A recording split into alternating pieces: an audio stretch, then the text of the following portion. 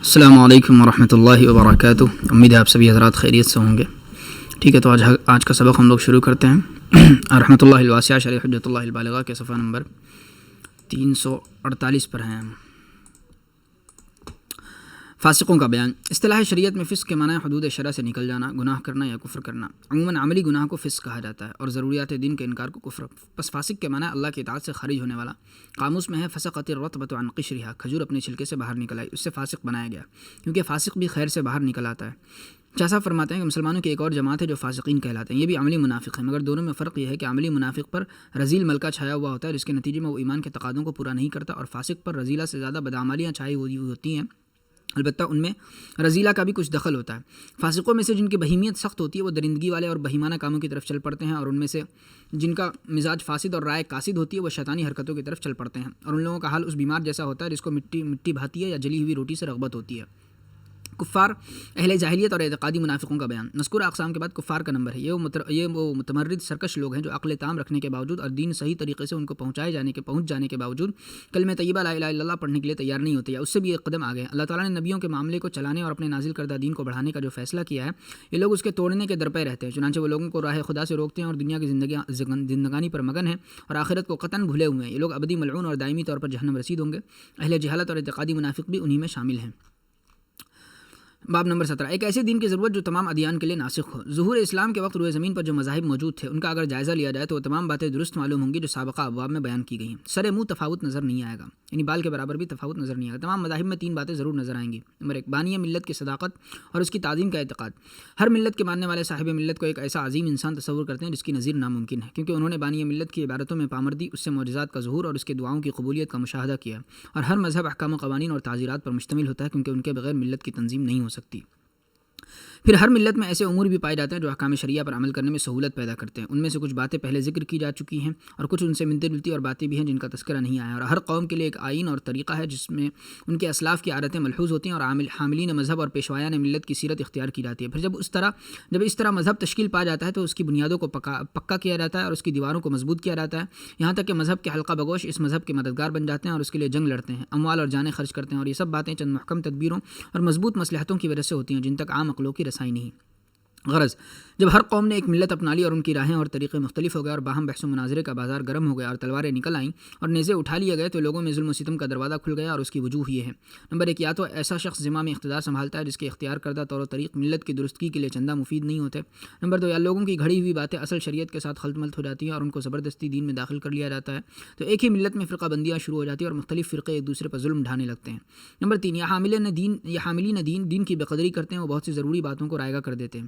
مذکورہ بالا وجوہ سے رفتہ رفتہ ملتوں کا حلیہ بگڑ گیا اور ملتوں کے صرف ایسے نشانات باقی رہ گئے جن سے اصل شریعت کا پتہ چلانا بہت مشکل ہو گیا، اور ایک ملت والے دوسری ملت کو ملامت کرنے لگے اور اس پر نکیر شروع کر دی اور اس سے برسر پیکار ہو گیا اور حق مخفی ہو گیا۔ تو ہدایت کے رہنما کی اور امام الانبیاء کی بعثت کی ضرورت محسوس ہوئی جو تمام مذاہب کے ساتھ وہ معاملہ کرے جو ایک خلیفہ راشد ظالم حکمرانوں کے ساتھ کرتا ہے۔ اگر قارئین طلوع اسلام کے وقت عام گمراہی کا اندازہ کرنا چاہیں تو وہ کتاب کلیلہ دمنہ کا باب برزوہ پڑھیں۔ یہ کتاب دراصل سنسکرت میں تھی، حکیم برزوہ نے سب سے پہلے اس کو فارسی میں منتقل کیا ہے۔ کتاب کے شروع میں اس کے احوال پر مشتمل ایک باب کا اضافہ کیا گیا۔ یہ حکیم صوفی منش آدمی تھا، اس کو حق کی تلاش تھی، مگر اس وقت ارباب ملل کے درمیان معرفت باری، ابتدائے آفرینش اور عالم کے انجام کے بارے میں سخت اختلافات تھے۔ ہر فرقہ خود کو مصیب اور دوسرے کو خاطی قرار دیتا تھا۔ جب کسی طرح بھی اس حکیم کے ہاتھ میں ہدایت نہ آئی تو اس نے تھک ہار کر ترک دنیا کو ترجیح دی۔ یہ باب بہت طویل ہے، اس لیے اس کو یہاں نقل نہیں کیا گیا۔ اور حضرت صلی اللہ علیہ وسلم کی پیدائش کے وقت عربوں کی جہالت اور گمراہی کا حال یہ تھا کہ خود مختاری کے تصور نے ان میں خود سری پیدا کر دی تھی۔ انہوں نے اپنی شجاعت اور جرأت کا نشانہ اپنے ہی بھائیوں کو بنا رکھا تھا۔ بیکاری اور کاہلی نے جوا اور شراب کی عادت پیدا کر دی تھی اور وہ طبیعت ثانیہ بن گئی تھی۔ متمدن دنیا سے الگ تھلگ رہنے کی وجہ سے ان کی زبان اور نسل کھری تھی، لیکن وہ فصاحت کا استعمال زیادہ تر خود ستائی یا دوسری قوموں کی تحقیر میں کیا کرتے تھے، یا اپنے فحش کارناموں کو مشتہر کرنے کے لیے زبان کی ساری طاقت خرچ کیا کرتے تھے۔ مساحرت کی برائی ان کے ذہن میں اس درجہ بیٹھ گئی تھی کہ شریف لوگ بھی فخر سے اپنی بیٹیوں کو زندہ درگور کر دیتے تھے۔ جہالت نے ان میں بت پرستی رائج کر دی تھی اور بت پرستی نے دل و دماغ پر قابض ہو کر ان کو توہم پرست بنا دیا تھا۔ کائنات کی ہر چیز، پتھر، درخت، چاند، سورج، پہاڑ، دیار وغیرہ کو وہ اپنا معبود سمجھنے لگے تھے اور خدا کی عظمت و جلال کو فراموش کر بیٹھے تھے، اور اس طرح وہ اپنی قدر و قیمت بھی بھول چکے تھے۔ ان کے یہاں انسانی حقوق کے لیے نہ کوئی ضابطہ تھا، نہ کوئی قانون۔ قتل و قتال، راہزنی، مداخلت بیجا، عورتوں کو جبرن یا پھسلا کر بھگا لے جانا اور بیٹیوں کو پیوند خاک کر دینا ان میں عام طور پر رائج تھا۔ عربوں کی جملہ اقوام بعض کو مستثنیٰ کر کے لکھنے پڑھنے سے بے خبر، علوم سے بے بہرہ، فنون سے عاری، تمدن سے ناواقف اور مصالحت و معانی سے ناشنا تھے۔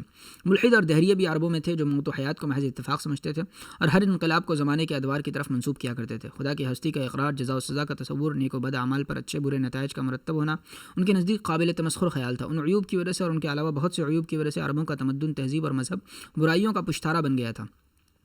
جزیرۃ العرب میں مشرکین کے علاوہ اور مذاہب جیسے یہودی، عیسائی اور صابی بھی پائے جاتے تھے، مگر ان لوگوں نے اپنے مذہب کو اس قدر بگاڑ لیا تھا کہ اگر حضرت موسیٰ علیہ السلام، حضرت عیسیٰ علیہ السلام کو ان کے دیکھنے کا موقع ملتا تو وہ ہرگز نہ پہچان سکتے کہ یہ ہماری اصولوں پر چلنے والے لوگ ہیں۔ عام عیسائی حضرت مسیح علیہ السلام کو اللہ کا بیٹا کہتے تھے۔ عرب کے بعد عیسائی حضرت مریم رضی اللہ عنہ کو خاکم بدہن، اللہ کی جورو کہتے تھے اور فرشتوں کو خدا کی بیٹیاں قرار دیتے تھے۔ عرب کے عام یہودی حضرت عزیر علیہ السلام کو تورات ازبر لکھانے کی وجہ سے اللہ کا بیٹا کہتے تھے، بلکہ اپنی قوم کے سب مرد و زن کو خدا کے بیٹے، بیٹیاں اور پیارے کہا کرتے تھے۔ اور اس سلسلے میں سب سے بڑی شہادت تو قرآن کریم کی ہے۔ سورۃ البینہ میں ارشاد پاک ہے، لم یکن الذین کفروا من اہل الکتاب والمشرکین منفکین حتی تأتیہم البینہ رسول من اللہ یتلو صحفا مطہرہ فیہا کتب قیمہ، کہ ترجمہ اہل کتاب اور مشرکین میں سے جن لوگوں نے دین اسلام اور امام الانبیاء کا انکار کیا وہ اپنے باطل سے باز آنے والے نہ تھے جب تک کہ ان کے پاس ایک واضح دلیل نہ آ جائے، یعنی اللہ کا عظیم المرتبت رسول جو انہیں پاک صحیفے پڑھ کر سنائے جن میں درست مضامین ہوں۔ یعنی اب عالم کی گمراہی اس حد تک پہنچ گئی تھی اور تاریکی اتنی گہری ہو گئی تھی کہ چھوٹے موٹے تاروں سے وہ چھٹنے والی نہ تھی۔ اب آفتاب عالم تاب کی ضرورت تھی جو اپنی ضیاء پاشیوں سے ایک ایک ملک کو ایمان کی روشنی سے بھر دے اور اپنی زبردست تعلیم اور ہمت و عزیمت سے دنیا کی کایا پلٹ دے۔ چنانچہ نبی امی حرا سے اتر کر سوئے قوم آیا اور ایک نسخہ کیمیائی ساتھ لائے اور اس کے ذریعے تمام ادیان کو منسوخ کر دیا اور انسانیت کی ڈوبتی کشتی کو سنبھال لیا اور اس کو پار لگا دیا۔ صلی اللہ علیہ وآلہ وصحبہ اجمعین۔ امام الانبیاء کے 3 اور اصول۔ اصل اول، اشاعت دین کے لیے سپر پاوروں کا خاتمہ کرنا۔ اس رہنما کے لیے جس کی بعثت تمام امتوں کو ایک پلیٹ فارم پر جمع کرنے کے لیے ہوئی ہے، پہلے ذکر کیے ہوئے اصولوں کے علاوہ چند اور اصولوں کی بھی ضرورت ہے۔ ان میں سے اصل اول یہ ہے کہ وہ رہنما سب سے پہلے کسی ایک امت کو راہ ہدایت کی دعوت دے، ان کا تزکیہ کرے اور ان کے احوال کو سنوار دے، پھر اس امت کو اپنا دست و بازو بنائے اور اس کے ذریعے ساری دنیا کے لوگوں سے جہاد کرے اور ان کو دنیا کے کونے کونے میں پھیلا دے تاکہ وہ دین کی اشاعت کریں۔ سورہ آل عمران آیت نمبر 110 میں اسی پہلی امت کا تذکرہ ہے۔ ارشاد پاک ہے، تم علم الہی میں بہترین امت تھے جن کو لوگوں کی فائدہ رسانی کے لیے وجود میں لایا گیا ہے، اور اس کی تفصیل کے یہ آیت پہلی امت کے لیے اسی مبحث کے باب دوم میں گزر چکی ہے، وہاں دیکھ لی جائے۔ اور یہ بات اس وجہ سے ضروری ہے کہ امام الانبیاء بذات خود دنیا کی بے شمار امتوں سے جہاد نہیں کر سکتے، ان کو اس سلسلے میں کسی امت کے تعاون کی ضرورت ہوگی اور وہی امت آپ کی شریعت کی اولین مخاطب ہوگی۔ اور جب بات ایسی ہے تو ضروری ہے کہ امام کی شریعت کا مواد 2 چیزوں سے مرکب ہو۔ نمبر 1، وہ باتیں جو اقالیم صالحہ کے تمام باشندوں کے لیے، خواہ وہ عرب ہو یا عجم، فطری امر کی طرح ہو، یعنی وہ باتیں ان کی طبیعت کا مقتضا ہوں تاکہ وہ شریعت سب لوگوں کے لیے یکساں قابل قبول ہو۔ نمبر 2، پھر وہ علوم و ارتفاقات آپ کی شریعت کا مواد ہو جو آپ کی پہلی امت کو حاصل ہے اور ان میں رائج ہیں، اور ان کے حالات کی اس شریعت میں دوسروں کے حالات سے زیادہ رعایت کی گئی ہو۔ پھر جب یہ امت تیار ہو جائے اور شریعت کو اخذ کر لے تو اس کے ذریعے تمام لوگوں کو اس شریعت کی پیروی پر ابھارا جائے، کیونکہ اس صورت کے علاوہ 2 صورتیں اور ہیں جو مناسب نہیں۔ پہلی صورت یہ ہے کہ شریعت کا معاملہ لوگوں کے حوالے کر دیا جائے، وہ جس طرح چاہیں شریعت پر عمل کریں، یا ہر زمانے کے دینی پیشواؤں کو اختیار دے دیا جائے کہ وہ جو چاہیں قانون وضع کریں۔ یہ شکل اس لیے مناسب نہیں کہ اس صورت میں شریعت بے فائدہ ہو کر رہ جائے گی، ہر شخص منمانی کرنے لگے گا۔ دوسری صورت یہ ہے کہ امام اپنی شریعت میں تمام اقوام کے علوم و ارتفاقات اور احوال کی رعایت رکھے، جس کی صورت یہی ہو سکتی ہے کہ یہ امام بذات خود تمام اقوام تک پہنچے، ان کے احوال کا تجربہ اور تجزیہ کرے اور ممارست کے بعد ہر قوم کے لیے الگ آئین تجویز کرے۔ یہ شکل اس لیے مناسب نہیں کہ یہ بات محال ہے، قابل عمل نہیں۔ دنیا کے اقوام کی عادتیں اور احوال بے حد مختلف اور مبین ہیں، ان کا احاطہ ناممکن، اور احاطہ کر بھی لیا جائے اور مختلف شریعتیں نازل بھی کی بھی جائیں تو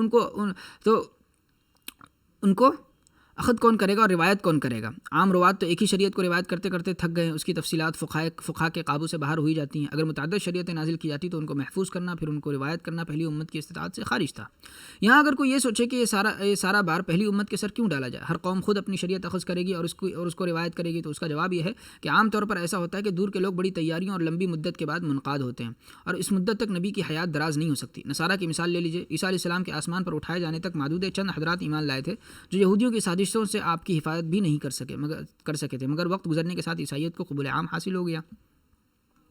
بس اس سے بہتر اور اس سے آسان کوئی صورت نہیں کہ شاعر اللہ کی تعین میں، احکام شریعہ کی تجویز میں اور وسائل زندگی کی تنظیم میں اس قوم کی عادت کا اعتبار کیا جائے جس کی طرف اس قوم کی بلا واسطہ بعثت ہوئی، اور جو لوگ بعد میں اس دین کو قبول کریں اس پر بھی زیادہ تنگی نہ کی جائے، یعنی قانون سازی میں ان کی سہولت اور فی الجملہ ان پر بھی خیال رکھا جائے۔ اس طرح ایک جامع شریعت نازل کی جائے تاکہ امت کا پہلا قافلہ قلب کی بشاشت اور عادت کی شہادت سے اس کو اپنائیں، اور بعد میں آنے والے لوگ پیشوایان ملت اور اس امام کے خلفاء کی سیرت میں رغبت کی وجہ سے اس شریعت کو آسانی سے قبول کر لے، کیونکہ لوگوں کے لیے ہر زمانے میں پہلے بھی اور اب بھی بڑوں کی سیرت میں دلچسپی لینا ایک فطری امر ہے۔ معتدل مزاج مزاج والے خطے اور وہ علاقے جن کے باشندوں کے مزاج میں اعتدال تھا، بعثت نبوی کے وقت 2 بڑی حکومتوں کے زیر اقتدار تھے۔ یہی 2 سلطنتیں اس زمانے میں سپر پاور تھی، ایک کسریٰ کی حکومت جس کے قبضے میں عراق و خراسان اور ان کے مضافات تھے، ماوراء النہر، اور ہندوستان کے بادشاہ بھی اس کے ماتحت اور اس کے باج گزار تھے۔ دوسری قیصر کی حکومت جس کے قبضے میں شام و روم اور ان کے مضافات تھے، مصر، مغرب اقصی اور افریقہ کے بادشاہ بھی اس کے ماتحت اور اس کے باز گزار تھے۔ یہ سب علاقے خط جدی اور خط سرطان کے بیچ میں واقع ہیں۔ یہاں شب و روز میں غیر معمولی تفاوت نہیں ہوتا اور موسم بھی معتدل رہتا، اس لیے ان خطوں کے باشندوں کا مزاج معتدل تھا۔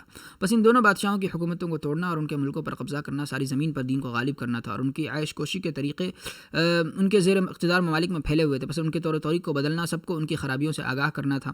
اگرچہ آپ کے بعد لوگوں کے احوال بدل جائیں مگر اس کی چندہ اہمیت نہیں، احوال تو بدلتے ہی رہتے ہیں، اور اس کی دلیل بخاری شریف کتاب الجزیہ کی روایت ہے۔ حضرت عمر رضی اللہ تعالیٰ نے ہرمزان سے، جو فارس کا بادشاہ تھا اور بعد میں مسلمان ہو گیا تھا، عجم سے جہاد کے بارے میں مشورہ کیا تو اس نے پرندے کی مثال دی جس کا سر کسریٰ کو اور قیصر و فارس کو 2 بازو قرار دیا اور سب سے پہلے سر کو کچلنے کا مشورہ دیا تھا۔ رہی وہ قومیں جو مزاج کے اعتدال سے بعید تھیں اور ان کے احوال کی رعایت مصلحت کلیہ یعنی شریعت اسلامیہ میں چندہ ضرورت نہیں تھی، چنانچہ آپ صلی اللہ علیہ وسلم نے فرمایا کہ ترک اور حبشہ والے جب تک تمہیں نہ چھوڑیں ان کا نام نہ لو۔ حبشہ والوں کے ساتھ رعایت کا حکم اس لیے دیا تھا کہ ان کا ظہور اسلام کے وقت میں مسلمانوں پر احسان تھا، اور ترکوں کو اس لیے چھوڑ دیا گیا تھا کہ وہ مزاج کے معتدل نہیں تھے، وہ وحشی قبائل تھے، ان کے متمدد دنیا پر اثرات نہیں پڑتے تھے۔ حاصل کلام یہ کہ جب اللہ تعالیٰ نے عرب کی بگڑی ہوئی ملت کو درست کرنا چاہا اور ان کو امام الانبیاء کی پہلی امت بنانے کا فیصلہ کیا تاکہ وہ پوری دنیا تک دین کی دعوت لے کر پہنچے، تو یہ امر اس پر موقوف تھا کہ ان بادشاہوں کی حکومت کا خاتمہ کر دیا جائے اور ان دونوں ملکوں کے احوال کی اصلاح سے تعرض کر کے تمام عالم کی اصلاح کی جائے، کیونکہ ان دونوں حکومتوں کی پھیلائی ہوئی خرابیاں ساری دنیا میں سرایت کر چکی تھی یا سرایت کرنے ہی والی تھی۔ اس لیے اللہ تعالیٰ نے ان دونوں حکومتوں کے زوال کا فیصلہ فرمایا، اور آپ صلی اللہ علیہ وسلم نے اطلاع دے دی کہ جب کسریٰ ہلاک ہو جائے گا تو اس کے بعد کوئی کسریٰ نہ ہوگا، جب قیصر ہلاک ہو جائے گا تو اس کے بعد کوئی قیصر نہ ہوگا۔ چنانچہ اللہ تعالیٰ نے دین اسلام اور شریعت اسلامیہ کو نازل فرمایا تاکہ اس کے ذریعے زمین کے باطل کو نیست و نابود کر دیا جائے، اور اس کے لیے پلان یہ دیا کہ پہلے امام الانبیاء ایک امت تیار کریں، پھر آپ اور آپ کے اصحاب کے ذریعے عرب کے باطل کا سر کچل دیا جائے، پھر عربوں کے ذریعے ان دونوں حکومتوں کے باطل کو نیست و نابود کر دیا جائے، پھر جب ان دونوں مملکتوں کے باشندے اسلام قبول کر لیں تو ان کے روسا کے ذریعے پوری دنیا کے باطل کا قلعہ قمع کر دیا جائے۔ بس کامل برہان اللہ ہی کے لیے، یعنی غور کرو کس ترتیب، تدریج اور تنظیم سے اللہ تعالیٰ نے دنیا میں دین اسلام کا ڈنکا بجایا اور سارے عالم کی اصلاح فرما دی۔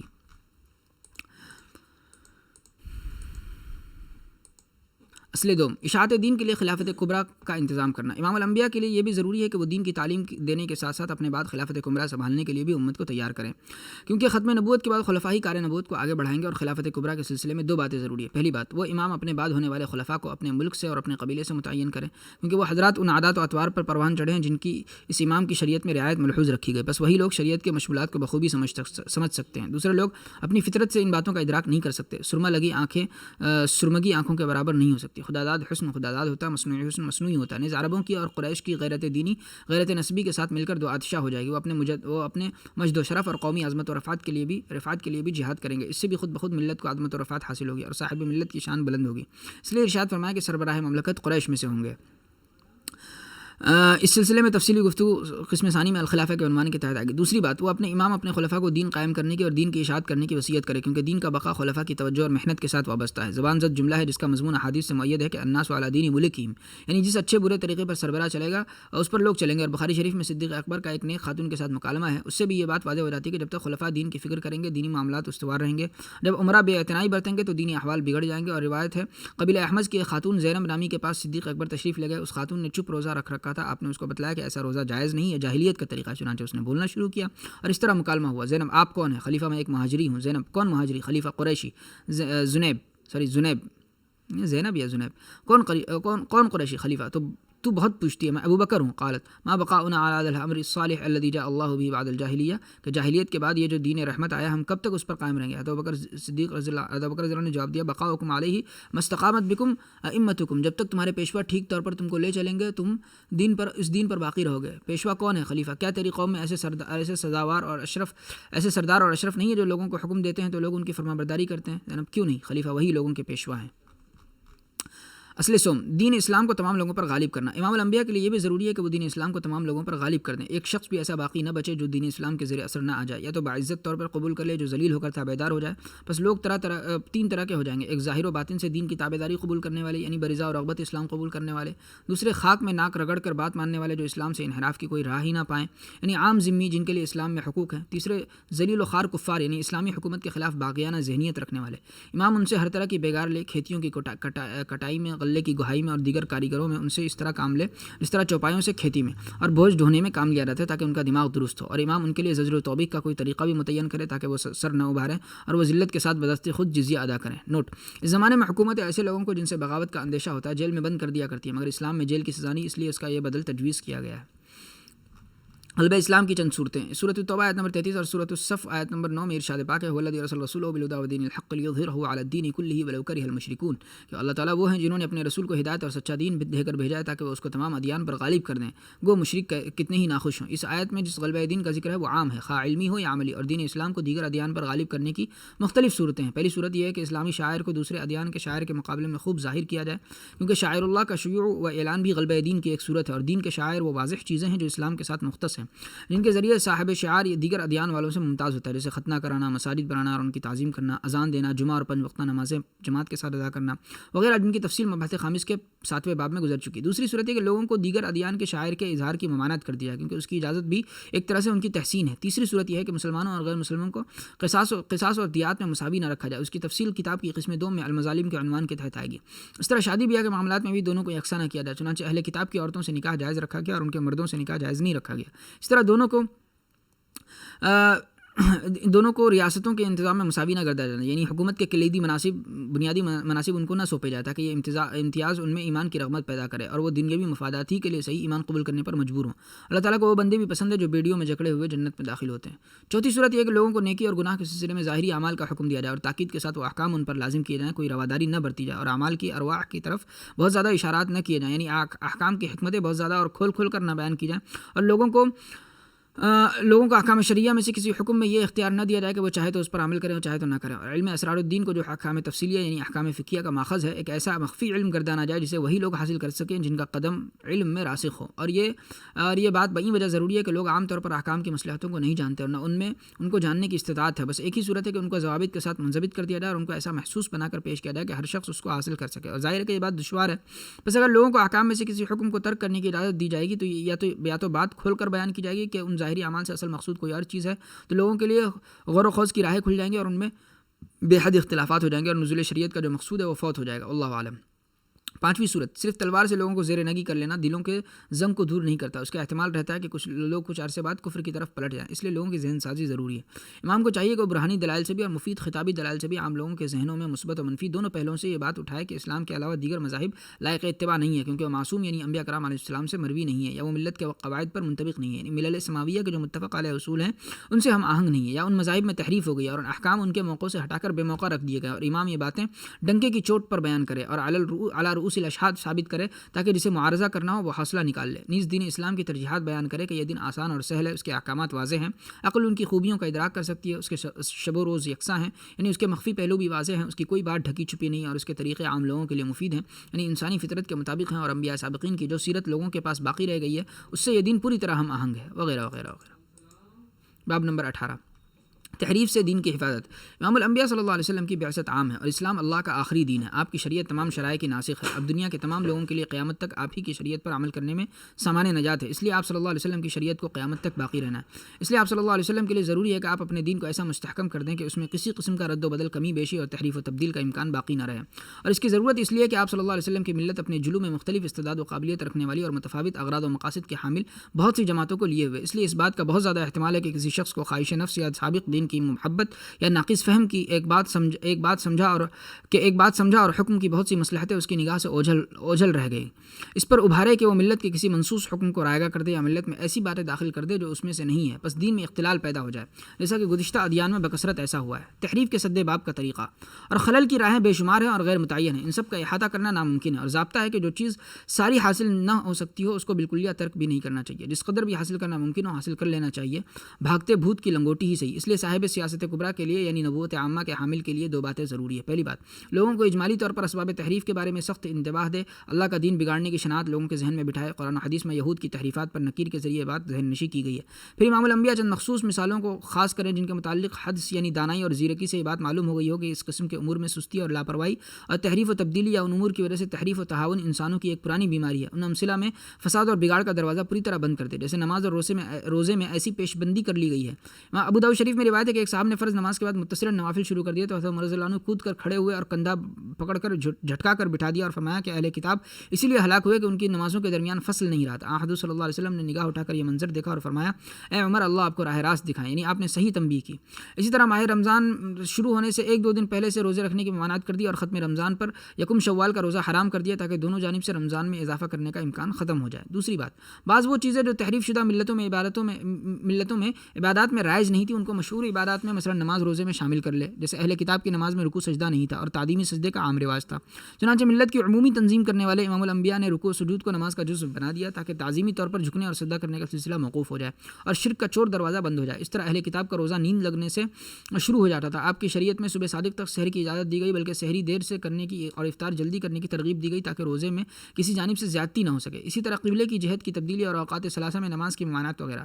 غرض رکوع اور سجدہ اور سو جانے کے بعد سحری کھانا اور کعبے کا استقبال اور اوقات ثلاثہ میں نماز نہ پڑھنا محرف ملتوں کے مالوفات کے خلاف تھا۔ امام الانبیاء نے اس کو مشہور عبادات میں شامل کر لیا تاکہ دین میں تحریف کا دروازہ بند ہو جائے۔ تحریف کے 7 اسباب۔ پہلا سبب تہاون، یعنی دین کی بے قدری کرنا۔ تہاون کی حقیقت یہ ہے کہ نبی کے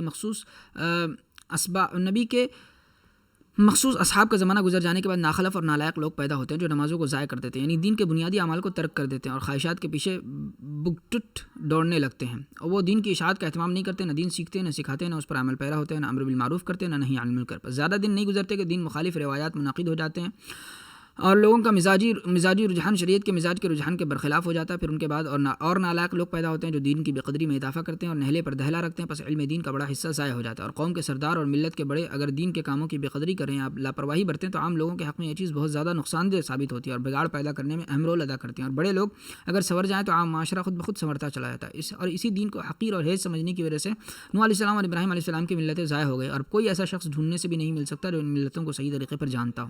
تہاون کے 3 اسباب اور دین کے بے قدری کا مبدا یعنی بنیادی سبب 3 چیزیں ہیں۔ نمبر 1، صاحب ملت کی روایات کو نہ لینا اور اس پر عمل پیرا نہ ہونا، یعنی حجیت حدیث کا انکار کرنا اور ہدایت نبوی پر کاربند نہ ہونا۔ یہ تہاون کی جڑ ہے، اس سے پورے دین کی اہمیت ختم ہو جاتی ہے۔ آدمی دین کے معاملے میں بے باک ہو جاتا ہے اور احادیث کو الگ کرنے کے بعد دین کا بس ایک دھندلا تصور باقی رہ جاتا ہے۔ حضرت مقدام ابن معدی کرب رضی اللہ عنہ روایت کرتے ہیں کہ حضور صلی اللہ علیہ وسلم نے ارشاد فرمایا، سنو میں قرآن دیا گیا اور اس کے مانند اس کے ساتھ دیا گیا ہوں۔ سنو، زمانہ کچھ دور نہیں ہے کہ ایک شخص شکم سیر اپنی مسحری پر پڑا ہوا کہے گا کہ تم یہ قرآن مضبوط پکڑو، اس میں جو حلال ہے اس کو حلال سمجھو اور اس میں جو حرام ہے اس کو حرام سمجھو، حالانکہ اللہ کے رسول نے جن چیزوں کو حرام ٹھہرایا وہ بھی ویسی ہی حرام ہے جیسے اللہ تعالیٰ نے حرام کی ہے۔ اور متفق علیہ روایت میں ہے کہ اللہ تعالیٰ علم کو اچانک سمیٹ نہیں لیتے کہ اس کو بندوں سے اچک لے، بلکہ علماء کی وفات کے ذریعے علم کو کھینچ لیتے ہیں، یہاں تک کہ جب اللہ تعالیٰ کسی عالم کو باقی نہیں چھوڑتے تو لوگ جاہلوں کو سردار بنا لیتے ہیں، ان سے مسئلے پوچھے جاتے ہیں، پس وہ علم کے بغیر فتویٰ دیتے ہیں اور خود بھی گمراہ ہوتے ہیں اور دوسروں کو بھی بدراہ کرتے ہیں۔ نمبر 2، اغراض فاسدہ جو تعویلات باطلہ پر ابھارتی ہیں تہاون کا دوسرا سبب ہے، جیسے بادشاہوں کی مرضیات کا جواز تلاش کرنے کے لیے نصوص میں تعویلات کرنا یا دنیا کی چند کوڑیوں کے لالچ میں غلط سلط فتوے دینا۔ سورۃ البقرہ آیت نمبر 174 میں ارشاد پاک ہے، بے شک جو لوگ اللہ تعالیٰ کی بھیجی ہوئی کتاب کے مضامین کو چھپاتے ہیں اور اس کے معاوضے میں متاع قلیل وصول کرتے ہیں، وہ اپنے پیٹ میں بس آگ کے انگارے ہی بھر رہے ہیں۔ علماء یہود میں یہ مرض عام تھا کہ وہ رشوت لے کر عوام و خواص کی مرضی کے مطابق غلط فتوے دے دیتے تھے، تورات کی آیات میں تحریف کر کے ان کے مطلب کے موافق بنا لیتے تھے، اس طرح شدہ دین بگڑ کر رہ گیا۔ نمبر 3، منکرات کا پھیلنا اور علماء کو ان پر روک ٹوک نہ کرنا بھی تہاون کا سبب ہے۔ سورہ ہود آیت نمبر 116 میں ارشاد پاک ہے، پس کیوں نہ ہوئے ان امتوں میں جو تم سے پہلے ہوئیں ایسے سمجھدار لوگ جو زمین میں فساد پھیلانے سے منع کرتے، بجز چند نفوس کے جن کو ہم نے ان میں سے بچا لیا تھا، اور جو لوگ نافرمان تھے وہ جس ناز و نعمت میں تھے اسی کے پیچھے پڑے رہے اور وہ جرائم کے خوگر ہو گئے۔ یعنی گزشتہ اقوام میں سمجھدار لوگوں کی تعداد بہت کم رہ گئی، اس لیے لوگوں کو شر و فساد سے روکنے والا کوئی نہ رہا اور برائیاں پھیلتی چلی گئیں اور لوگوں کے ذہنوں میں دین کی اور احکام میں دین کی کوئی قدر باقی نہ رہی تو دین ضائع ہو گیا۔ حضرت عبداللہ بن مسعود صلی اللہ علیہ وسلم کا ارشاد نقل کرتے ہیں کہ جب بنی اسرائیل معاصی میں مبتلا ہوئے تو ان کے علماء نے ان کو روکا، مگر وہ باز نہ آئے تو وہ ان کی مجالس کے شرکا اور ہم پیالہ ہم نوالا بن گئے، تو اللہ تعالیٰ نے ان کے قلوب کو باہم ٹکرا دیا اور داؤد اور عیسیٰ علیہ السلام کی زبانی ان پر لعنت کی۔ یہ سزا ان کو نافرمانی کی وجہ سے اور حد سے تجاوز کرنے کی وجہ سے ملی۔ دوسرا سبب تعمق فی الدین۔ تحریف کا دوسرا سبب تعمق فی الدین ہے۔ تعمق کے لغوی معنی ہے کسی معاملے کی تہہ میں پہنچنے کی کوشش کرنا، اور اصطلاح میں تعمق فی الدین کی حقیقت احکام شریعہ کو ان کی حدود سے متجاوز کرنا، یعنی شارع ایک بات کا حکم دے یا ایک بات کی ممانعت فرمائے، ایک امتی اس کو سنے اور اپنی ذہنی لیاقت کے موافق اس کو سمجھے، پھر مثال کے طور پر اس حکم کو درج ذیل صورتوں کی طرف متجاوز کر دے۔ پہلی صورت، جس موقع کے لیے حکم وارد ہوا بعد وجود سے اس سے ملتی جلتی چیز میں وہ حکم جاری کر دے، جیسے نفس کو مغلوب کرنے کے لیے شارع نے روزہ مشروع کیا اور اس میں کھانے پینے کی ممانعت کی، تو کچھ لوگوں نے خیال کیا کہ سحری کھانا بھی خلاف مشروع ہے، اس لیے کہ وہ بھی قہر نفس کے قصد کے مقصد کے منافی ہے، کیونکہ جب توند بھر لی تو روزہ کیا ہوا، اور صبح صادق سے پہلے کھانا اور بعد میں کھانا یکساں ہے۔ یہ تعمق فی الدین ہے۔ دوسری صورت، کسی علت کی وجہ سے جو حکم دیا گیا اس کو علت کے بعد اجزاء میں جاری رکھنا۔ جاری کرنا. جیسے یہود قتل اولاد کا حکم عزل میں بھی جاری کرتے تھے، وہ اس کو بھی جھوٹا زندہ درگور کرنا قرار دیتے ہیں. حضرت صلی اللہ علیہ وسلم نے فرمایا کذبت الیہود، یعنی یہود کا خیال غلط ہے. اس طرح وہ بیوی سے پیچھے کی جانب رہ کر آگے کی راہ میں صحبت کرنے پر بھی ناجائز کہتے تھے اور کہتے تھے کہ ایسا کرنے سے بھینگا بچہ پیدا ہوتا ہے. ارشاد فرمایا نساؤکم حرث لکم فأتوا حرثکم انا شئتم، کہ اس آیت میں یہود کے مذکورہ خیال کی تردید کی گئی. تیسری صورت، کسی چیز کے لیے جو حکم دیا گیا اس کے اجزاء اور میزان یعنی احتمالی مواقع اور اسباب و دواعی میں جاری کرنا. جیسے روزے میں صحبت کرنے کی ممانعت کی گئی تو کچھ لوگوں نے یہ گمان کیا کہ روزے میں بیوی کو چومنا بھی حرام ہے، اس لیے کہ وہ جماع کے اسباب میں سے، اور اس لیے کہ تقبیل بھی قضاء شہوت میں جماع کی ہم شکل ہے. بس یہ پہلی صورت کی مثال بھی بن سکتی ہے. غرض رسول اللہ صلی اللہ علیہ وسلم نے قول و فعل سے اس بات کا فساد واضح کیا اور بتلایا کہ یہ تحریف فی الدین ہے. چوتھی صورت، جہاں بھی روایات میں تعارض کی وجہ سے معاملہ الجھا ہوا نظر آئے، شدید ترین حکم کو لینا اور اس کو واجب قرار دینا بھی تعمق فی الدین ہے. جیسے ما مست النار سے وضو واجب کرنا. پانچویں صورت، حضور صلی اللہ علیہ وسلم کے ہر فعل کو تشریعی قرار دینا اور عبادت پر محمل کرنا، یہ بھی تعمق فی الدین ہے، کیونکہ آپ صلی اللہ علیہ وسلم نے بعض کام عادت کے طور پر بھی کیے ہیں. جیسے آپ کا جو یا مکئی کی روٹی نوش فرمانا اس لیے تھا کہ اس زمانے میں مدینے میں یہی خوراک تھی. بعض لوگ ان امور عادیہ کو بھی مامورات و منہیات کے ذیل میں لاتے ہیں اور اعلان کہتے ہیں کہ اللہ تعالیٰ نے فلاں بات کا حکم دیا یا فلاں بات کی ممانعت کی. یہ سب تعمق فی الدین اور تحریف کا موجب ہے. فائدہ، جو کام آپ صلی اللہ علیہ وسلم نے حکم شرعی کے طور پر کیا اس کو امر عادی قرار دینا تہاون یعنی دین کے بے قدری ہے. جیسے اللہ تعالیٰ نے آپ کو داڑھی رکھنے کا حکم دیا ہے. طبقات ابن سعد میں روایت ہے کہ امرنی ربی باعفاء لحیتی وقص شواری، میرے رب نے مجھے داڑھی بڑھانے اور مونچھیں کتروانے کا حکم دیا. مگر کچھ لوگ خیال کرتے ہیں کہ آپ نے عربوں کی عادت کے مطابق داڑھی رکھی تھی، شرعاً داڑھی رکھنا ضروری نہیں. یہ خیال قطعاً غلط ہے اور ایک امر شرعی کو ہیچ سمجھنا ہے. ٹھیک ہے، اب ہم دوسری کتاب کی طرف بڑھتے ہیں. روایات فلسفہ، جس کا صفحہ نمبر 193 پر ہیں. کیرکگرد کے یہاں موجودیت رنگ مزاجی ہی تھی، مذہبی رنگ مزاج. کیرکگرد نے کہا تھا کہ خدا پر محض عقیدہ رکھنا کافی نہیں، نہ اس کے وجود کے اس بات میں عقلیت دلائل دینے سے مذہب کے تقاضے پورے ہوتے ہیں. عیسائیت کے احیاء کے لیے ضروری ہے کہ یہ یزدانیت فرد کے جذباتی و ارادی تجربے میں بحیثیت ایک زندہ حرکی قوت کے موجود ہو. ہائیڈگر اور اس کی پیروی میں سارتر نے فرد کے موضوعی تجربے پر ظواہر پسندی کا پیوند لگا کر اسے لادریت اور الحاد کا جامہ پہنا دیا. یاد رہے کہ موجودیاتی زاویہ نظر کا آغاز کیرکگرد سے نہیں ہوا جیسا کہ عام طور سے خیال کیا جاتا ہے، بلکہ کانٹ سے ہوا تھا، جس نے موجودگی کی تشریح کرتے ہوئے ایک عام فہم مثال دی. وہ کہتا ہے کہ فرض کیجئے کہ ایک شخص کہتا ہے کہ $10 موجود ہے. ظاہر ہے کہ $10 کہیں نہ کہیں ضرور موجود ہوں گے، یعنی ان کی موجودگی کو ماننا پڑے گا. $10 کی موجودگی کو تسلیم کرنے کے لیے یہ معلوم کرنا غیر ضروری ہوگا کہ یہ $10 اس کے پاس ہیں یا نہیں ہے. اگر وہ کہے کہ میری جیب میں $10 موجود ہیں تو صورتحال انسانی ہوگی، یعنی اس کی جیب میں $10 کی موجودگی انسانی موجودگی ہوگی، کیونکہ وہ ان $10 کو ٹٹول سکتا ہے، ان سے تقویت قلب حاصل کر سکتا ہے، ان سے اپنی ضروریات کی چیزیں خرید سکتا ہے، انہیں کسی دوست کو قرض دے سکتا ہے. یعنی یہ کہنے سے کہ میری جیب میں $10 موجود ہیں، $10 کے ساتھ اس کا شخصی انسانی جذباتی رابطہ قائم ہو جائے گا. اسی تصور کی مذہبیاتی ترجمانی کرتے ہوئے کیرکگرد کہتا ہے کہ محض یہ کہہ دینا کہ خدا موجود ہے خدا کی موجودگی کا مبہم سا اس بات تو کر دیتا ہے، لیکن جب خدا میرے قلب و روح میں بحیثیت ایک یزدانی قوت کے موجود ہو جو مجھے خیر کی طرف مائل کرے اور شر سے روکے تو یہ مسیحی موجودگی ہوگی. موجودگی کی تشریح میں ٹالسٹائی کی ایک کہانی کی مثال بھی دی جاتی ہے. اس کہانی کا کردار ایوان ایلچ بستر مرگ پر پڑا ہوا موت کی بھیانک موجودگی سے زندگی میں پہلی بار روشناس ہوتا ہے. طالب علمی میں ایوان ایلچ نے منطقی قیاسی میں پڑھا تھا. تمام انسان فانی ہیں، کائس انسان ہے اس لیے کائس فانی ہے. یہ پڑھتے وقت اس نے کبھی نہیں سوچا تھا کہ کائس بھی اس کی طرح کا ایک انسان تھا جو کچھ عرصہ زندہ رہنے کے بعد مر گیا. مرتے وقت خدا معلوم اس کے کیا خیالات تھے اور کیا حضرت دل میں لے کر وہ دم توڑ دیا تھا. کائس کے مرنے یا جینے سے اسے کیا دلچسپی ہو سکتی تھی، لیکن یہ حقیقت کہ میں قریب المرگ ہوں اور موت ہر لمحے میرے سینے میں اپنے بے رحم پنجے گاڑ رہی ہے بے حد اندوہناک اور تلخ ہے. گویا کائس فانی ہے، میں فنا اور موت کی صرف موجودگی ہے، لیکن میں فانی ہوں. میں ایوان کے لیے یہ مبہم سی موجودگی انسانی شخصی موجودگی کی صورت اختیار کی گئی. ایوان ڈاکٹر سے پوچھتا ہے کیا میرا مرض شدید ہے؟ ڈاکٹر کو اس بات میں کوئی دلچسپی نہیں کہ ایوان کے احساسات کیا ہیں، وہ تو محض یہ جاننا چاہتا ہے کہ ایوان کا مرض گردوں کے معاف ہو جانے کا نتیجہ ہے یا اس کی تہ میں مزمن نزلہ ہے. مرض کی موجودگی ڈاکٹر کے لیے محض موجودگی ہے، لیکن ایوان کے لیے شخصی موجودگی ہے کہ وہ موت سے خوفزدہ ہے اور ڈاکٹر کے جواب میں امید کی کرن کی جھلک دیکھنے کا متمنی ہے. یہی انسانی شخصی موجودگی جو فلسفہ موجودیت کا اصل موضوع ہے شعور ذات سے پیدا ہوتی ہے. ذات و حیات کا شعور ذہن انسانی میں قدروں کی تخلیق کا باعث ہوتا ہے. جس شخص کو اس حقیقت کا شعور ہو جائے کہ اسے زندگی بطور فرصت مستعار کے ملی ہے، وہ سوچنے لگتا ہے کہ اس فرصت کو کیسے گزارے، اسے احسن طریقے سے گزارنے کے لیے کون سا نصب العین اپنائے اور اس کی ترجمانی کے لیے کن قدروں کا انتخاب کرے.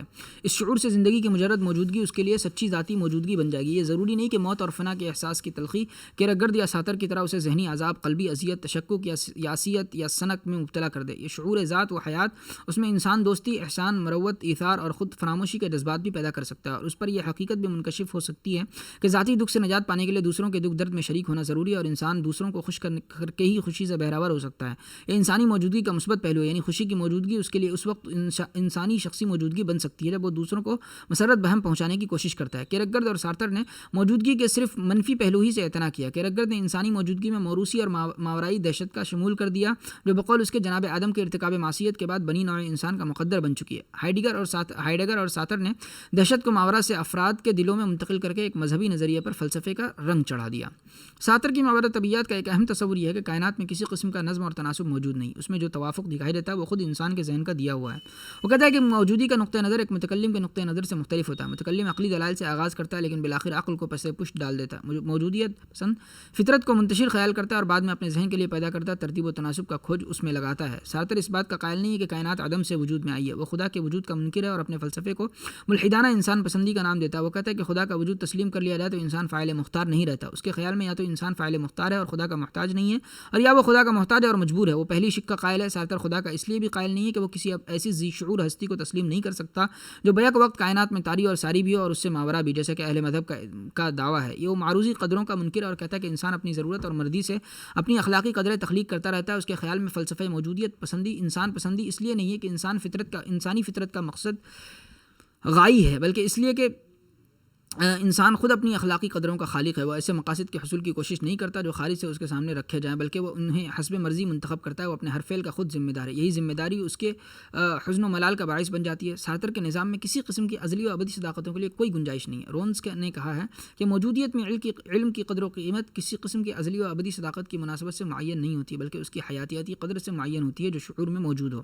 سارتر کی نفسیات میں خود مرکزیت کا تصور اہم ہے۔ وہ کہتا ہے کہ کسی شخص کے طرز عمل سے اس کے ذہنی واردات کا اندازہ لگانا ناممکن ہے۔ ہم دوسرے لوگوں میں بھی اپنے آپ ہی کا مطالعہ کرتے ہیں، ہر شخص ذہنی کرب میں مبتلا ہے۔ سارتر کے خیال میں عشق و محبت مستقل محرومی کا نام ہے، اور محبت اس احساس تنہائی کو دور کرنے کی ناکام کوشش ہے جس کا ہر شخص شکار ہے۔ عاشق اور محبوب اپنے آپ کو ایک دوسرے کے وجود میں ضم کرنے کی ناکام کوشش کرتے رہتے ہیں۔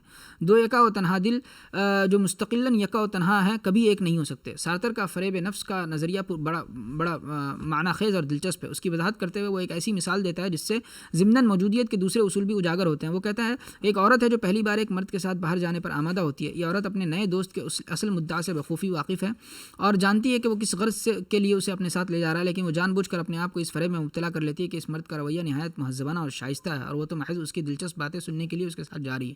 اس سے زیادہ اسے کسی شے کی تمنا نہیں۔ اتنے میں وہ مرد اس عورت کا ہاتھ اپنے ہاتھ میں تھام لیتا ہے۔ عورت سب کچھ جاننے کے باوجود اپنا ہاتھ نہیں کھینچتی۔ اس وقت یہ عورت مختار مطلق ہے کہ جو فیصلہ چاہے کرے۔ وہ اس مرد کے ساتھ باہر جانے سے انکار کر سکتی ہے لیکن انکار نہیں کرتی۔ وہ آزاد ہے لیکن اس کے دل کی تہہ میں اس شخص سے مستفید ہونے کی آرزو موجود ہے، یہ سوچ کر کہ دراصل وہ شخص اس کا دلی احترام کرتا ہے۔ وہ حقیقت سے ماورا ہو جاتی ہے۔ اس مثال میں موجودیت کے تین لازمی عناصر دکھائی دیتے ہیں: ایک خاص صورت احوال جو فیصلہ طلب ہے، فیصلہ کرنے میں آزادی، اور اختیار اور حقیقت سے ماورا ہونے کی خواہش۔ ماورائیت کی اس حالت میں وہ حقیقت سے بالاتر ہو جاتی ہے اور اس کا ہاتھ جو مرد نے تھام رکھا ہے وہ وہیں رہتا ہے اور سپردگی کی حالت میں نا وجود کی صورت اختیار کر لیتا ہے۔ اس طرح عورت کی شخصیت کے دو پہلو سامنے آتے ہیں: حقیقت اور ماورائیت کی آرزو، اور یہ کارفرمائی خود فریبی کی ہے۔ اس کے بعد جو فیصلہ بھی وہ کرے گی وہ آزادانہ ہوگا اور اس کی ذمہ داری خود اس پر عائد ہوگی۔ وجود و عدم کے مطالب بیان کرتے ہوئے ہم سارتر کی منفی مابعد طبیعیات کا ذکر کر چکے ہیں۔ اس منفی مابعد طبیعیات سے جو اخلاقیات متفرع ہوئی وہ وضاحت طلب ہے۔ سارتر کے پیرو اس کے قدر و اختیار کے نظریے سے بڑے متاثر ہیں۔ سارتر نے کہا ہے کہ کامل آزادی کا تصور ہی اس کی اخلاقیات کی اساس ہے۔ اس کے الفاظ میں میری آزادی ہی قدروں کی واحد بنیاد ہے۔ چونکہ میں ایسا وجود ہوں جس کے باعث قدریں موجود ہیں، لہذا اس بات کا کوئی جواز نہیں کہ میں ایک نظام اقدار کو اپناؤں یا دوسرے سے واسطہ رکھوں۔ قدروں کی موجودگی کے واحد اساس ہونے کی بنا پر میرا قطعاً کوئی جواز نہیں ہے، اور میری آزادی یہ معلوم کر کے آزادی سے دوچار ہوتی ہے کہ یہ قدروں کی ایک ایسی بنیاد ہے جس کی اپنی کوئی بنیاد نہیں ہے۔ یہ بات مجھے حیرت ہے کہ آزادی کا وہ تصور جس کی اپنی کوئی بنیاد نہ ہو قدروں کی بنیاد کیسے بن سکتا ہے۔ سارتر کا آزادی کا تصور منفی ہے، یعنی ایک خاص صورت احوال میں نہ کہنے کی آزادی۔ کوئی منفی تصور کسی نظام اقدار کی بنیاد نہیں بن سکتا کیونکہ اس کی اپنی کوئی بنیاد نہیں ہوتی۔ بنیاد تو صرف مثبت ہی ہو سکتی ہے، جیسے مثلاً عدم وجود کی بنیاد نہیں بن سکتا یا بدصورتی حسن کی بنیاد نہیں بن سکتی۔ سارتر کا یہ اخلاقی حبوط ان مقدمات کے باعث ہوا ہے جن کا ذکر سیمون دے بوائر نے اہمال کی اخلاقیات میں کیا ہے۔ اس کتاب میں وہ کہتی ہے کہ سارتر کا فلسفہ اہمال کا فلسفہ ہے۔ وہ زندگی کا خواہاں ہے لیکن موت پر یقین رکھتا ہے۔ وہ وجود کی تلاش میں سرگرم ہے لیکن ناوجود سے دوچار ہے۔ وہ خود موضوع ہے لیکن دوسروں کو اپنا معروض بنا لیتا ہے۔ وہ خود ان کا معروض بن جاتا ہے۔ اس صورت احوال میں آزادی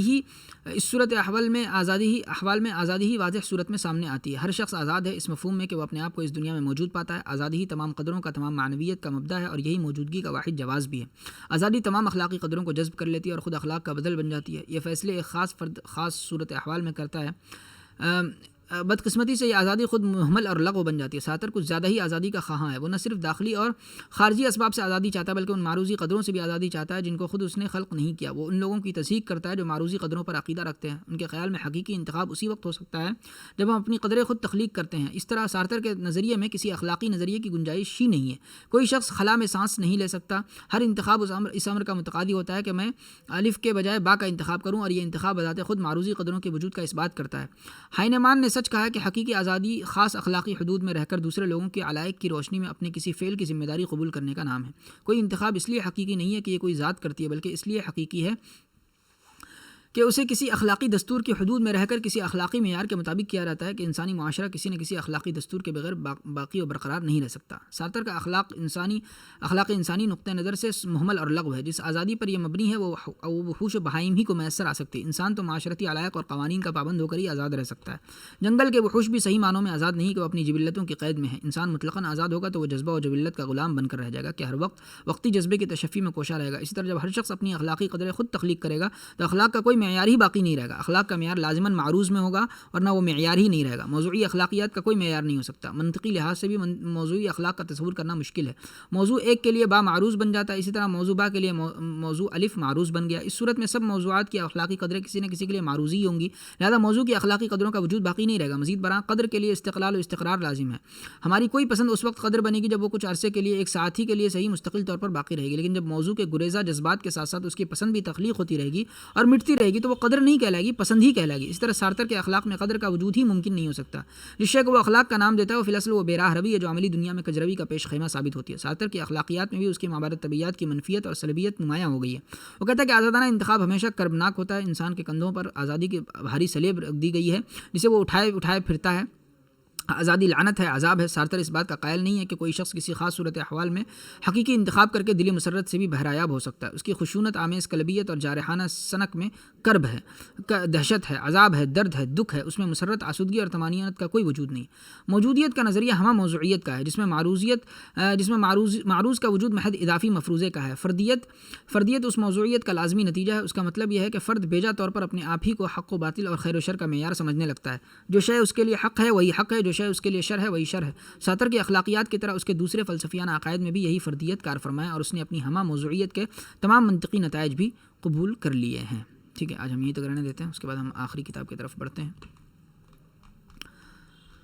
تو بہرحال یہ 1.10 اختتامی مشق، انتہائی مختصر جواب کے لیے سوالات۔ انسانی سرگرمی سے کیا مراد ہے؟ ٹھیک ہے، لفظ پیشہ کی تشریح کریں۔ صارفین اشیاء اور کیپٹل اشیاء میں تفریق کریں۔ تولیدی صنعت سے کیا مراد ہے؟ تجارت کیا ہے؟ کاروباری جوخم کے 2 مادی اسباب بیان کریں۔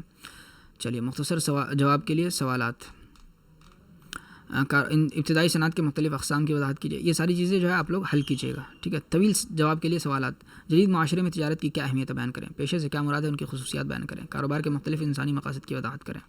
چلیے یہ بھی ہم لوگ اس کو جو ہے آپ لوگ خود سے دیکھ لیجیے گا۔ متن پر مبنی سوالات کے جوابات۔ ساری سرگرمیاں جو یہ یہاں سے اس کا جواب ہے، ٹھیک ہے۔ ساری سرگرمیاں جو روزی حاصل کرنے کے مقصد سے انجام دی جاتی ہیں معاشی سرگرمیاں کہلاتی ہیں، ٹھیک ہے۔ اچھا، ایک انسان کسی اسکول کے باغ میں کام کرتا ہوا، ایک عورت کسی ریستوران میں کھانا بناتے ہوئے، کسی تجارتی ادارے کی عمارت پر رنگ و روغن کرتا ہوا شخص، کسی اسکول میں تدریس میں منہمک استاذ، کسی تجارتی ادارے کا حساب تیار کرتے ہوئے چارٹرڈ اکاؤنٹنٹ۔ اچھا، اب اس میں دیکھیے کہ یہ ساری ہیں، ٹھیک ہے۔ اگر وہ اس کا سلوشن ہے، یہ سارے 1C اگر وہ منتخب کرتا ہے تجارت، ایک دوا کی دکان کھول سکتا ہے یا ایک کوئی کمپنی کھول سکتا ہے، وہ معاوضے کے طور پر کیا پائے گا؟ منافع، ٹھیک ہے۔ پیشہ، اگر پیشہ کرتا ہے تو اپنا مطب شروع کر سکتا ہے اور اس کی فیس لے سکتا ہے۔ ملازمت، کسی ہاسپٹل میں ملازمت حاصل کر سکتا ہے، ٹھیک ہے، تنخواہ لے سکتا ہے۔ کاروبار کے مواقع میں اضافہ کرتی ہے اور اس طرح ملک میں روزگار ملازمت کے مواقع بڑھتے ہیں۔ برآمداتی معیار کی مصنوعات بنا کر اور خدمات فراہم کرنے سے ملک کی شبیہ بہتر ہوتی ہے۔ کاروبار کے مقاصد کو صرف منافع حاصل کرنے پر مرکوز نہیں کرنا چاہیے، کسی درستگی کی ضرورت نہیں ہے۔ چلیے یہ سب چیزیں جو ہے اوپر سے آپ لوگ ملا لیجیے گا، ٹھیک ہے۔ 1D cement. چلیے اپنے علاقے کے کم سے کم 10 تجارتی اداروں کی فہرست بنائیں اور ان کی صنعت، تجارت اور تجارت میں مددگار کے طور پر اصناف بندی کریں، ان کے کام کی نوعیت پر غور کریں اور چارٹ تیار کریں۔ کردار نگاری کے ذریعے مشق۔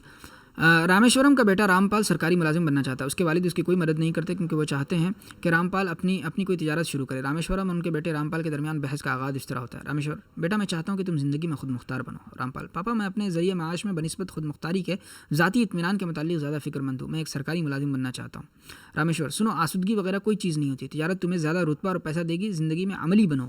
رام پال: پاپا میں نے زندگی میں روپے کو کبھی فوقیت نہیں دی. ایمانداری سے عوام کی خدمت زیادہ اطمینان بخش کام ہے. ایک کردار کو خود ادا کریں اور دوسرا کردار اپنے دوست کو دیں اور بحث و مباحثے کو آگے بڑھائیں. آپ اس سبق میں دیے گئے تصورات کو اپنے رسم الخط میں لکھنے کے لیے آزاد ہیں. اپنے کردار کو نبھانا شروع کیجیے اور مکالمے کا لطف اٹھائیے. نمبر 2، خدمات کی صنعت کے میدان میں سمیر ایک کاروبار شروع کرنا چاہتا ہے. اس کی دوست مانیہ نے اسے بتایا کہ اس میدان میں متعدد مواقع دستیاب ہیں. سمیر: مانیہ: میں خدمات کی صنعت میں ایک کاروبار شروع کرنا چاہتا ہوں. مانیہ: بہت خوب سمیر، یہ ایک اچھا خیال ہے. میں نے کاروباری مطالعے کی اپنی کتاب میں اس کے بارے میں پڑھا ہے. خدمات کی صنعت کے میدان میں متعدد مواقع دستیاب ہیں. سمیر: براہ کرم ان مواقع کے بارے میں بتائیے. خود کے لیے اور اپنے دوست کے لیے ایک رول منتخب کیجیے اور مختلف قسم کی خدمات صنعت کی وضاحت کرتے ہوئے اس بات چیت کو جاری رکھیے. یہ بہت اچھی جو ہے نا پریکٹسز ہیں. اس پریکٹس کو کیجیے گا، بہت مزہ بھی آئے گا اور بہت ساری چیزیں آپ لوگوں کو سیکھنے کو بھی ملیں گی. تو مطلب بہتر یہ ہے کہ آپ لوگ 2 آدمی مل کر ایک ساتھ مطالعہ کریں، ٹھیک ہے، تاکہ جو ہے ایک دوسرے کی مدد کر سکیں. کاروبار میں امدادی خدمات، بزنس سپورٹ سروسز. کیا آپ نے کبھی کسی تاجر کی تجارت کے عمل یا کارروائی کے دوران انجام دی گئی سرگرمیوں کا مشاہدہ کیا ہے؟ اپنے مقامی کرانے کی دکان کو دیکھیں. اس دکان کے مالک کیا کرتے ہیں؟ وہ سرمایہ کا نظم کرتے ہیں. خاص بڑے بازار سے مال خریدتے ہیں، مال کو اپنی دکان تک لاتے ہیں، ان سامانوں کو ترتیب سے دکانوں میں سجاتے ہیں اور گاہک کے مطالبے کے مطابق اسے فروخت کرتے ہیں. ان سرگرمیوں کو انجام دینے کے دوران مالک یا تاجر کو مختلف قسم کی مدد یا سہارے کی ضرورت ہوتی ہے. مثال کے طور پر وہ بینک سے قرض لے سکتا ہے، ایک ٹرک یا ٹیمپو کو مال کے نقل و حمل کے لیے کرایہ پر لے سکتا ہے، وغیرہ وغیرہ. اس طرح تجارت کو کامیابی سے چلانے کے لیے مختلف امدادی خدمات یا سہاروں کی ضرورت ہوتی ہے. ان خدمات اور ان کے عمل طریقہ کار کی معلومات کے ساتھ اس سبق میں اہم بنیادی پہلوؤں جیسے سہولیات، اہمیت اور طریقہ کار کے متعلق جانیں گے. مقاصد: اس سبق کے مطالعے کے بعد آپ اس لائق ہو جائیں گے کہ کاروبار کی امدادی خدمات کے تصور کی وضاحت کر سکیں، مختلف اقسام کی خدمات کی شناخت کر سکیں، بینکاری کی اہمیت کی وضاحت کر سکیں، مختلف قسم کے بینکوں کے ساتھ تجارتی بینکوں کے طریقہ کار کی شناخت کر سکیں، انشورنس بیمہ کی اقسام اور اہمیت کی وضاحت کر سکیں، نقل و حمل کے معنی، مفہوم، اہمیت اور طریقے کو بیان کر سکیں، مواصلات کے تصور، اہمیت اور ترسیل کے لیے مختلف ذرائع کی وضاحت کر سکیں، گودام کے معنی اور اہمیت کو بیان کر سکیں اور مختلف اقسام کے گوداموں کی شناخت کر سکیں. 2.1 کاروبار میں امدادی خدمات. پہلے بیان کیا جا چکا ہے کاروبار کی امدادی خدمات ان تجارتی سرگرمیوں سے ماخوذ ہے جو ماحول کو بنانے والوں سے صارفین تک تیزی سے پہنچانے میں تجارت کے معاون ہیں اور اس بنا پر تجارت کی عملداری انجام دہی میں سہولت فراہم کرتے ہیں. ان میں بینکاری، انشورنس، نقل و حمل، مال کو گودام میں رکھنا اور مواصلات شامل ہے. بینکاری سرمایہ فراہمی کے ساتھ بینک سرمایہ کاری فراہمی کے ساتھ ادائیگی میں سہولت دیتی ہے. ہر قسم کے کاروباری اندیشوں سے نجات پانے کے لیے انشورنس، مال کو ایک مقام سے دوسرے مقام تک لانے لے جانے کے لیے نقل و حمل کی سہولت، مانگ میں موسمی تغیر سے نمٹنے کے لیے مختلف مقامات پر مال کو محفوظ رکھنے کے لیے مال گودام کی سہولت کی فراہمی، الحمدللہ، مصنوعات کے بنانے والوں، بچولیوں اور صارفین کے درمیان اطلاعات اور خیالات کے تبادلے کے لیے مواصلات کی سہولت وغیرہ تجارتی خدمات تجارت کی مناسب اور بہتر کارکردگی کے لیے لازمی ہے. اس طرح کا کسی بھی کاروبار کے لیے اور دنیا کے کسی بھی حصے میں ہر اس انسان کے لیے جو کاروبار میں لگا ہوا ہے ان خدمات کے طریقہ کار اور استعمال سے باخبر ہونا ضروری ہے. اب ہم ان میں سے ہر ایک کے متعلق تفصیل سے جانیں گے. متن پر مبنی سوالات. کاروباری امدادی خدمات کا مفہوم بیان کریں. مندرجہ ذیل کاروباری سرگرمیوں میں ضروری امدادی خدمات کا نام لکھیں. اشیاء اور خدمات کی نقل و حرکت، سرمایہ کاروں کی فراہمی اور ادائیگی کی سہولت، کاروباری اندیشہ، جوخموں کا احاطہ، مال کو محفوظ رکھنا اور مطالبے پر ان کو دستیاب کرنا. تو دیکھیے اشیاء اور خدمات کی نقل و حرکت، یہ ٹرانسپورٹیشن ہو جائے گا، سرمایہ کی فراہمی کاری اور ادائیگی کی سہولت ایک بینک ہو جائے گا، کاروباری اندیشوں اور جوخم انشورنس ہو جائے گا، مال کو محفوظ رکھنا مطالبہ ویئر ہاؤس ہو جائے گا، اطلاعات اور خیالات کا مبادلہ کمیونیکیشن. بینکاری، بینک ایک ادارہ ہے جو زر اور قرض میں معاملہ انجام دیتا ہے. یہ ان لوگوں سے سرمایہ جمع کرنے کے لیے قبول کرتا ہے جن کے پاس فاضل فنڈ ہوتے ہیں اور ان لوگوں کو قرض پیشگی فراہم کرتا ہے جن کو مختلف مقاصد کے لیے فنڈوں کی ضرورت ہوتی ہے. اس طرح بینکاری بینک کے ذریعے مختلف خدمات فراہم کرنے سے تعلق رکھتی ہے جیسے روپے جمع کرنا، قرانا، قرض اور پیشگی منظور کرنا اور دیگر ضمنی خدمات وغیرہ. بینکاری ریگولیشن قانون بینکاری کی تشریح اس طرح کرتا ہے قرض دینے یا سرمایہ کاری کرنے کی غرض سے لوگوں سے رقم جمع کرنا اور مطالبہ کرنے پر یہ رقم دوبارہ ادائیگی کے لیے جیسے چیک، ڈرافٹ یا کسی اور طریقے سے فراہم کرنا. اس طرح روپے جمع کرنے میں اور قرض فراہم کرنے یا اس کی سرمایہ کاری کو بینک کے لازمی عمل کے طور پر جانا جاتا ہے جو ایک بچولیے کی طرح کام کرتا ہے اور عوام کے روپے سے کاروبار کرتا ہے. بینک متعدد دیگر مالی خدمات بھی فراہم کرتا ہے جس کی وضاحت اس باب کے آخر میں کی گئی ہے. 2.2.1 بینکاری کی اہمیت. پونجی کی تشکیل. بینکاری کے ذریعے قبول کیا گیا جمع شدہ سرمایہ تجارتی اداروں اور صنعتوں کی تجارتی سرگرمیوں کے لیے قرض اور پیشگی کی شکل میں دیا جاتا ہے. اس طرح بینکاری بالواسطہ طور پر بچت کو سرمایہ کاری میں تبدیل کرتی ہے جو نتیجتاً پونجی کی تشکیل ہوتی ہے اور معیشت کی ترقی میں بھی کارآمد ہوتی ہے. کاروبار کی خدمات. بینک کاری مختلف متنوع خدمات کے ذریعے کاروبار میں مددگار ہوتی ہے، جیسے طویل مدتی قرض اور قلیل مدتی قرض، روپیے بھیجنے کا نظم، چیکوں اور بلوں کی ادائیگی وغیرہ. ایک بیمہ کرنے والے اور تاجر بینکر کی طرح کام کرتے ہوئے پونجی اگانے میں مدد دینا. کرنسی کے استعمال کو کم کرنا. بینک لوگوں کے چیک کے ذریعے ادائیگی کرنے کے قابل بناتا ہے، جو تحریری تصدیق اور سپردگی کے ذریعے منتقل کیا جا سکتا ہے. اس کے علاوہ مسافر اور سیاح نقد رقم کے عوض بینک کے ذریعے جاری ٹریولرز چیک اپنے ساتھ رکھ سکتے ہیں یا کریڈٹ کارڈ استعمال کر سکتے ہیں جو بینکوں کے ذریعے جاری کیا جاتا ہے. اس طرح کرنسی کے استعمال میں خاطر خواہ حد تک کمی آ جاتی ہے. بچت کی فعالیت. بینک آپ کی بچت کو مختلف قسم کے اکاؤنٹ میں جمع کرنے کی اجازت دیتا ہے، جیسے رواں کھاتہ، بچت بینک کھاتہ، میعادی جمع کھاتہ وغیرہ. سب حسب خواہش بینک سے روپے نکالنے کی سہولت اور جمع شدہ رقم پر سود کی ادائیگی لوگوں کو روپے کی بچت اور بینکوں میں اسے رکھنے کے لیے ہمت افزائی کرتی ہے. دیہی معیشت کو فائدہ. بینک کے دیہی علاقے کی شاخیں دیہی علاقوں میں بچت کے فروغ میں کارآمد رول ادا کرتی ہیں اور کسانوں اور چھوٹے کاریگروں کو ترجیحی بنیاد پر کفایتی شرح پر قرض فراہم کرتی ہیں. اس سے دیہی معیشت کو بڑے پیمانے پر مدد ملتی ہے. معیشت کی متوازن ترقی. بینک ان علاقوں کو شناخت کرتا ہے جن کو بالخصوص مدد کی ضرورت ہے. صنعتی ترقی کے لیے وہ ان لوگوں کو ضروری امداد فراہم کرتا ہے. اس طرح بینک پسماندہ علاقوں کی بھی شناخت کرتا ہے اور مناسب شرح پر معقول سرمایہ کی فراہمی کے ذریعے ان کے معاشی ترقی میں مدد کرتا ہے. اس طرح بینک پسماندہ علاقوں کی صنعت کی مدد کرتا ہے اور علاقائی ترقی کو توازن عطا کرتا ہے. قرض کی پالیسی کا فروغ. قرض کی حکمت عملی معاشی ترقی کے لیے نہایت ضروری ہے. کسی ملک کا مرکزی بینک ایک باقاعدہ زرعی پالیسی کو فروغ دیتا ہے اور یہ اس کے لیے ملک کی ترقی کی رفتار کو جاری رکھنے اور معیشت کے وسیع تر مفاد میں بینک کی شرح کو متعین کرتا ہے اور زر سپلائی کو منضبط کرتا ہے. 2.2 بینکوں کی اقسام. گاہک کی مختلف مالیاتی ضروریات کو پورا کرنے کے لیے ہمارے ملک میں مختلف اقسام کے بینک ہیں. کسی فرد کو قلیل مدت کے لیے روپے کی ضرورت ہوتی ہے جبکہ دوسروں کو طویل مدت کے لیے ضرورت ہو سکتی ہے. ایک کاروباری کو تجارت کے مقصد کے لیے فنڈ کی ضرورت ہوتی ہے جبکہ دوسرے فرد کو ایک بڑی مینوفیکچرنگ لگانے کے لیے سرمایہ کی ضرورت ہوتی ہے. بعض اوقات حکومت کو بھی روپیہ یا قرض کی ضرورت ہوتی ہے. اس لیے ان سبھی ضروریات کی تکمیل کے لیے ہمارے ملک میں مختلف اقسام کے بینکاری کے ادارے ہیں جنہیں ان کی کارکردگی کے مطابق مختلف زمروں میں تقسیم کیا جا سکتا ہے. تجارتی bank, commercial bank, cooperative bank, ترقیاتی بینک، خصوصی بینک، اسپیشلائز بینک، مرکزی بینک، سینٹرل بینک. تجارتی بینک وہ بینکنگ ادارے ہیں جو عوام سے روپے جمع کرنے کو قبول کرتے ہیں اور اپنی گاہکوں کو قلیل مدتی قرض اور پیشگی دیتے ہیں. ان دنوں تجارتی بینکوں نے تجارت اور صنعت کے لیے وسط مدتی اور طویل مدتی قرض بھی دینا شروع کر دیا. تجارتی بینکوں کو 3 زمروں میں تقسیم کیا جا سکتا ہے: عوامی شعبہ پبلک سیکٹر، نجی شعبہ پرائیویٹ سیکٹر کے بینک اور غیر ملکی بینک. عوامی شعبے کے بینکوں میں اکثریتی حصے داری حکومت ہند یا ریزرو بینک آف انڈیا کی ہوتی ہے. ایسے بینکوں کی مثالیں state bank of India, bank of Baroda, syndicate bank اور دینا بینک. نجی شعبے کے بینک کے معاملے میں سرمایہ کے حصص شیئر کی اکثریت نجی افراد کے قبضے میں ہوتی ہے. یہ بینک خود کا پبلک لمیٹڈ کمپنیوں کے طور پر اندراج کراتے ہیں. ان بینکوں کی مثالیں Jammu Kashmir bank, lord Krishna bank limited, ICICI bank limited, Kotak bank, HDFC bank limited وغیرہ. غیر ملکی بینک. یہ بینک غیر ملکوں میں شروع ہوئے تھے اور ان کی شاخیں ہمارے ملک میں کام کر رہی ہیں. ان کی بینکوں کی مثالیں ہانگ کانگ اور Shanghai banking corporation, city bank, American express bank, standard and chartered bank, ABN AMRO bank. Cooperative bank. جب کوآپریٹو سوسائٹی خود کو بینک کے کاروبار میں مشغول کرتے ہیں تو یہ کوآپریٹو بینک کہلاتے ہیں. کوآپریٹو بینک عام طور پر پیداواری کاموں کے ساتھ ساتھ دیگر مقاصد کے لیے بھی قرض فراہم کرتے ہیں. سود کی شرح ان بینکوں میں عام طور پر کم ہوتی ہے. ان بینکوں کے نظم و نسق اور جانچ کا کام ریزرو بینک آف انڈیا کرتا ہے. ہمارے ملک میں 3 قسم کے کوآپریٹو بینک کام کر رہے ہیں جو یہ ہیں: ابتدائی قرض سوسائٹیاں، مرکزی کوآپریٹو بینک، ریاستی کوآپریٹو بینک. چلیے اس کو ہم آگے کل دیکھیں گے انشاءاللہ. ٹھیک ہے، بہت بہت شکریہ آپ حضرات کا. جزاک اللہ خیر. السلام علیکم ورحمۃ اللہ وبرکاتہ. اور آپ حضرات جو ہے کوشش کریں کہ دوسرے ساتھیوں کو بھی اس کی دعوت دیں اس مہم سے جڑنے کی. اور پلیز چینل کو سبسکرائب کر لیں اور بیل آئیکن ضرور دبا دیں تاکہ جب بھی ہم لائیو آئیں تو اس کی نوٹیفیکیشن آپ کو مل سکے. السلام علیکم ورحمۃ اللہ وبرکاتہ.